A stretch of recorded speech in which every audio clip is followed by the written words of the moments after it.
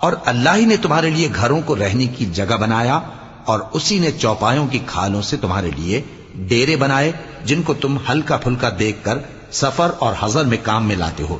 اور ان کی اون اور پشم اور بالوں سے تم اسباب اور برتنے کی چیزیں بناتے ہو جو مدت تک کام دیتی ہیں۔ اور اللہ ہی نے تمہارے آرام کے لیے اپنی پیدا کی ہوئی چیزوں کے سائے بنائے، اور پہاڑوں میں غار بنائے، اور تمہارے لیے کرتے بنائے جو تم کو گرمی سے بچائیں، اور ایسے کرتے بھی جو تم کو اسلحہ جنگ کے ضرر سے محفوظ رکھیں۔